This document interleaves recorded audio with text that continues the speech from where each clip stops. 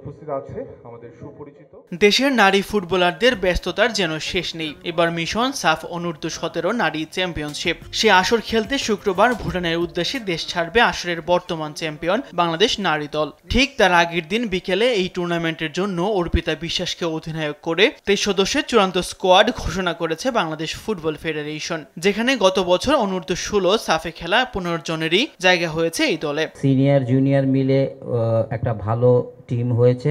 এই টুর্নামেন্টের আগে বয়স ভিত্তিক এই দলটার একমাত্র ভরসার নাম তাদের অভিজ্ঞতা, কারণ চলতি বছর এখনো কোনো ম্যাচ খেলেনি বাংলাদেশ অনূর্ধ্ব-17 নারী ফুটবল দল। গেল বছর সাফের ফাইনাল সহ 4টি ম্যাচ খেলার অনুপ্রেরণায় সঙ্গী হচ্ছে দলটার সঙ্গে।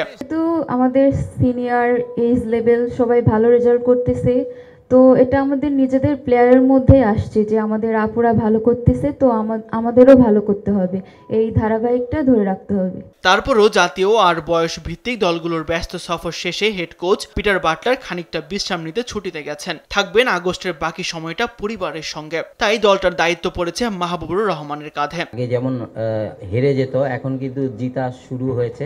তা আপনারা পজিটিভলি দেখেন, আমি মনে হয় যে মেয়েরা এবার নিরাশ করবে না, ম্যাচ বাই ম্যাচ আমাদের মেয়েরা ভালো করবে। পিটার একটা আমাদের গাইডলাইন দিয়েছেন আমাকে এবং আবুলকে, ওই গাইডলাইন অনুযায়ী আমরা, আমাদের তো একটা ফিলোসফি আছেই, ওই ম্যাচ বাই ম্যাচ আমরা ওই ফিলোসফি ফলো করছি। বাংলাদেশ, ভারত, ভুটান ও নেপাল, এই 4 দেশ নিয়ে 20 থেকে 31 আগস্ট পর্যন্ত থিম্পুতে হবে এই টুর্নামেন্ট। রাউন্ড রবিন পদ্ধতিতে প্রত্যেকের সাথে 2টি করে ম্যাচ খেলা, সর্বোচ্চ পয়েন্টধারীর হাতে উঠবে শিরোপা। 20 আগস্ট ভুটান ম্যাচ দিয়ে টুর্নামেন্ট শুরু করবে বাংলাদেশ নারী ফুটবল দল।